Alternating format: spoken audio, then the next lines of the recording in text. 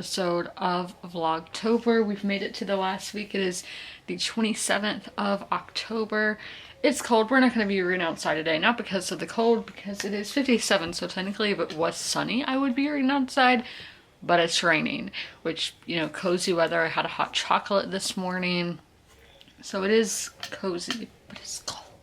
I'm going to go through the weekly TBR, starting with the weekly quote, and that is, "I'd far rather be happy than right any day" by Douglas Adams. That's very hard to think about because it is so satisfying being right about something, but if you think about it, being happy is obviously way better than that. Now we will look at the books. So the main feature of the week, I'm reading about 10% a day. I don't remember what percent I'm at though. I think I'm a little over halfway, so I think this is going to be what we're going to be reading all week, and that is The Warmth of Other Suns, The Epic Story of America's Great Migration by Isabel Wilkerson. I think the title is pretty self-explanatory. It's my nonfiction pick of the month, and I am following along with the audiobook. I was originally going to read this physically, but with my nonfiction, it's like if I have a credit on my Audible account, I will use that for my nonfiction pick, so that is what I did this month. Next we have my mood read, which I'm probably again gonna read sometime this afternoon. I don't know if I'll be able to get to it or not because Monday's my busiest day and we do have baseball tonight. But Practical Magic by Alice Hoffman. It is a story of sisters and their daughters, how they are confronting the challenges of life and love, but they might be witches. Lastly, we have my ebook read, and that is Barbarian Alien by Ruby Dixon. This is the second book in the Ice Planet Barbarian series. So basically these human women from Earth were abducted by these little green aliens, and they were being human trafficked, I guess is how you would say it, but they were taken from Earth to go be sold on some other planet. They crashed the ship onto another planet, and then they are stranded there with these big blue aliens, and they might need those guys for survival, and some might fall in love along the way, and that is the weekly TBR. Also, I am wearing different glasses. These are my old glasses. I got up to go to the bathroom at like 5 in the morning, maybe 4 in the morning, and I am sitting on the toilet as one does, and I hear a rattling noise, and then my glasses fall off my face. So this is the third time this has happened, and this is like a luxury brand being Coach, so I do not recommend Coach glasses at all. This makes me not want to buy anything from Coach because, I mean, I'm not even rough with my glasses or anything like that. I'm not one of those people who's just throwing them around or fidgeting with them. No, I don't do that. And so I looked all around. I looked on my bedroom floor, I looked in my bed, I looked all around my bathroom, and I could not find the little screw that goes there. And anyway, when I was like, if this happens a third time, which I'm sure it will, that's when I'm going to retire these glasses, because that just, I've worn glasses since like 2011. And it's 2025, 14 years, and I've never had this happen, and it's happened 3 times with this single pair. So that's why I was like, if it happens a third time, 3 strikes, you're out. So these glasses are being retired from me. As I said, these are my old ones that I have on, but these are pretty scratched up because I didn't get the scratch resistant or whatever ones. You can pay extra for that. So I did do that with the pair of glasses that I ordered this morning, which were on sale. So yeah, I mean, not fun that the glasses broke like that. The screws missing. I've been lucky that every time it's happened, it's when one was in a hotel, but in my hometown when I was having to stay in a hotel.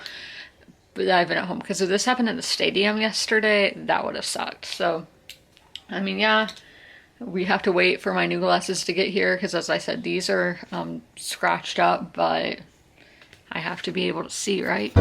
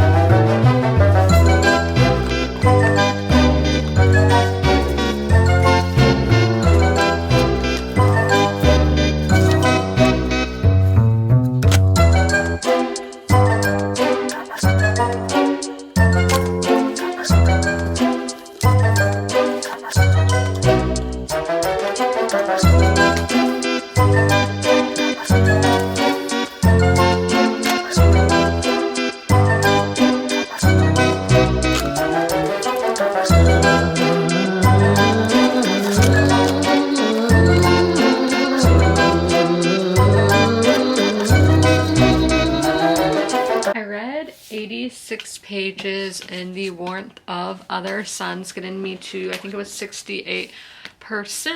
We are going to go over my thoughts. Not too many today, but this one I actually wrote down the other day, but it's just one in general. So why is this book like not a 5-star? Why is it not having that impact on me? I think there's a lack of impact because I've read so many fictional books where the characters are unbeknownst they are a part of this movement, like the people in this actual nonfiction work, because a lot of them talk about that when they were leaving Mississippi, Florida, Louisiana, that they didn't realize they were, you know, a part of the Great Migration. Like that was just life. That's what they were doing. That's what they thought was best for them and their families. And in all these books that I read, and several of them, I mean, love songs, you can think of it. The Reformatory was more so recently. Don't Cry for Me. The Vanishing Half. A lot of these books are taking place in the same time period, and we're seeing people leaving. And some of them, it's not the main plot point or anything, but those are fictionalized versions of people where the book isn't like, this is about the Great Migration. No, because as I was just saying, these people didn't realize they were a part of something so much bigger at the time when it was happening. So it's like the characters in the books don't realize they are a part of this Great Migration that was happening in that era of American history. So I'm just thinking, because I've read these kind of stories so many times before, is that why this isn't having as much of an impact? I'm not sure. Next, we have this one that I did take today, and there was a part about Black people who live in the North, and I mean also other migrants who came from Eastern Europe, who came to America in these large cities like Chicago, where they feel elite to the other migrants, you know, the ones coming from the South. But yeah, I can really understand it why the Black people who are already in the North or who migrated earlier than the people we're seeing in the book, because I mean, that's just a reminder of where they came from, and maybe those people are seeing what their lives are actually like in the cities, that it's not, you know, picture perfect. And that leads us into our, and they were just like, you need to act like a Northerner. You can't wear, they said a headdress, so I don't know exactly what they were talking about, but they were like, Ida Mae can't wear the headdress on the train. Your kids have to wear shoes outside, even if they feel uncomfortable in them. You know, the list goes on and on of just these customs that, the other people, the other migrants who had come earlier, wanted them to change.